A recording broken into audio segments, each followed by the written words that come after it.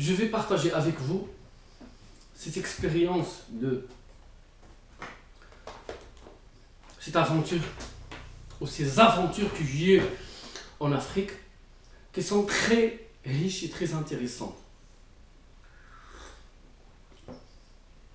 Pour toute personne nouvelle dans ce domaine-là, et qui pense, ou qui réfléchit, qui a l'idée d'aller en Afrique pour faire le commerce de diamants, pour faire une opportunité, ou une fortune, pardon. Effectivement, il y a une très grande opportunité pour toute personne d'être un homme riche, très riche, en allant en Afrique. Ça, c'est vrai. Moi, avant vous, j'ai fait ces aventures-là. Donc, j'ai pas réussi dans le commerce de diamants, mais je suis arrivé quand même jusqu'à le dernier niveau. C'est-à-dire, j'ai rencontré les vendeurs, j'ai vu le diamant, je l'ai expertisé, je l'ai payé, mais je ne l'ai pas pris avec moi. Donc, effectivement, j'ai fait des erreurs. Et l'objectif de mes vidéos, que je vais faire par la suite, pour vous, dans ce processus, ces séries de vidéos sur l'aventure de diamant en Afrique, a but pour vous protéger, vous montrer les risques qui vous attendent dans la jungle africaine. Effectivement, l'Afrique, ça ressemble à la forêt. Tu peux vraiment être un homme riche, très très riche, en allant acheter le diamant en Afrique et le vendre en Amérique ou en Europe. Tu peux aussi perdre ton argent. Ça, c'est le meilleur scénario, parce que tu peux aussi perdre ton argent ou ta vie ou ta santé.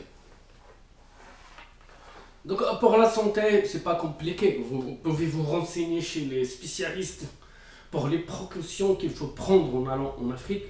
Surtout moi, dans la période où je partais en Afrique, il y avait le virus Ebola. Maintenant, je ne crois pas qu'il y a ce virus-là, mais il y a d'autres problèmes, le malaria, qu'il faut prendre des risques, moustiquaires, des...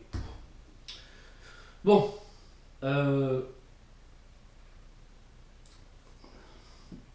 La première étape, mon premier voyage, je suis parti en Guinée, je connaissais personne. J'avais pas d'offre. Donc c'est normal que je n'achète pas le diamant, c'est logique, non? Oui, toi aussi, si tu connais personne là-bas, tu vas aller acheter le diamant, tu ne vas pas acheter le diamant, parce que tu connais personne qui vend le diamant. Et c'est par coïncidence, tu me dis, voilà, j'ai des contacts que j'ai fait par internet, je connais telle et telle personne.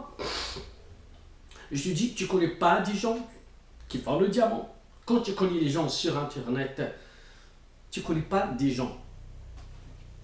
Donc, les gens qui font le diamant ne vont pas à l'internet pour faire la publicité. Sachez-le. Ça, c'est la première des choses. Donc, avant d'aller en Afrique, il faut penser à avoir des relations avec les gens qui sont là-bas, des pays producteurs du diamant.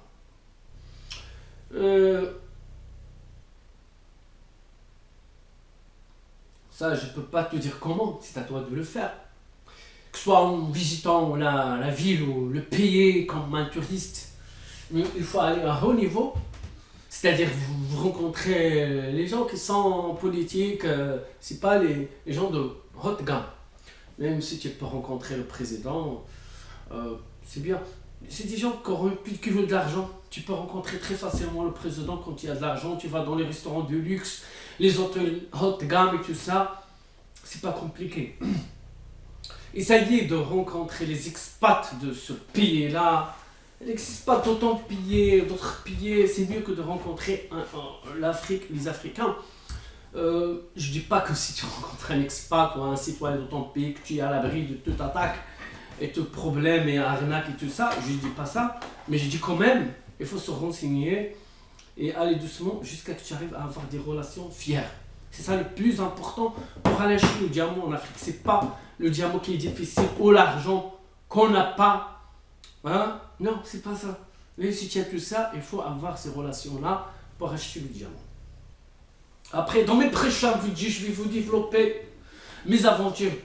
Mais je dis à toutes personnes qui regardent mes vidéos, parce qu'il y a des gens qui me suivent de monde entier, pas forcément des francophones, mais des fois je fais des vidéos en anglais et il comprend, des fois en français il comprend pas. Je te dis qu'il y a intérêt d'aller trouver un traducteur pour te traduire ce vidéo-là si tu veux aller en Afrique.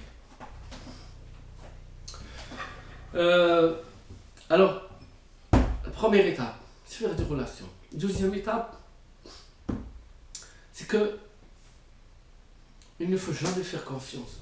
Normalement, nous, dans la vie quotidienne, quand on va acheter quelque chose, on n'accepte pas de payer sans recevoir ou voir ou toucher le marchandise.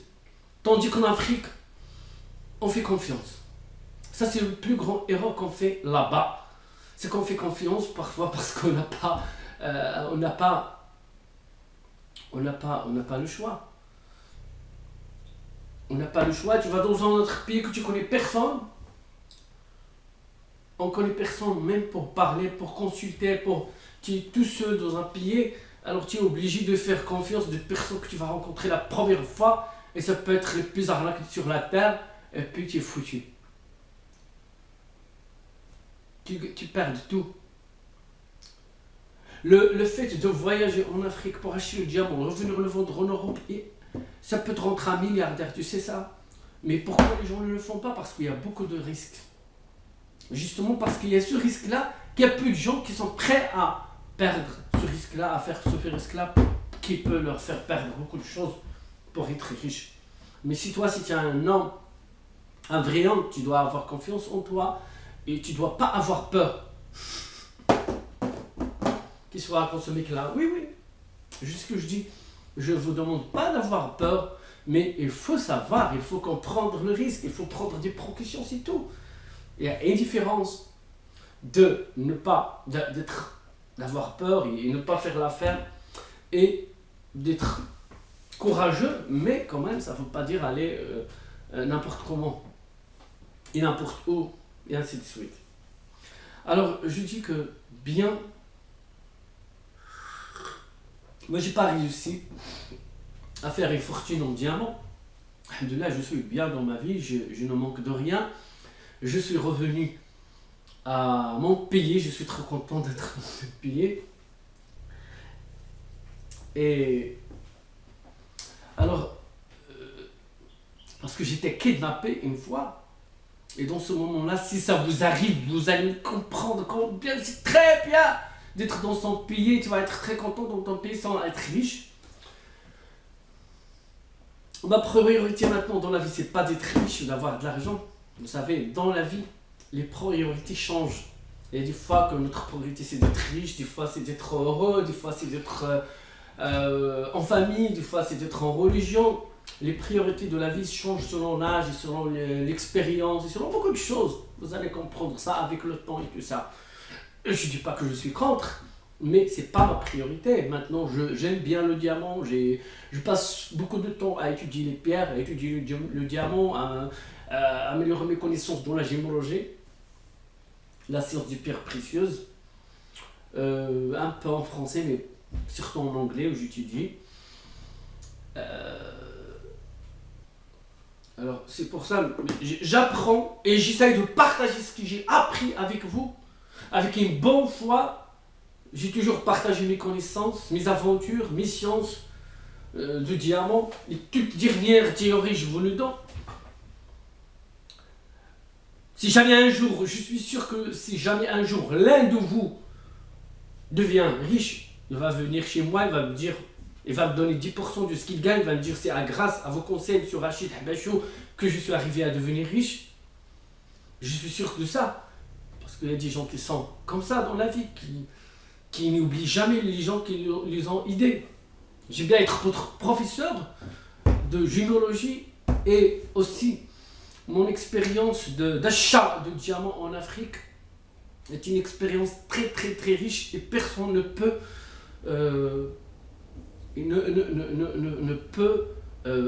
ignorer toute personne débutant doivent comprendre ces choses-là que je vais vous expliquer dans les prochaines vidéos en vous inscrivant sur la chaîne pour pouvoir vous chercher, faire des recherches sur mes vidéos.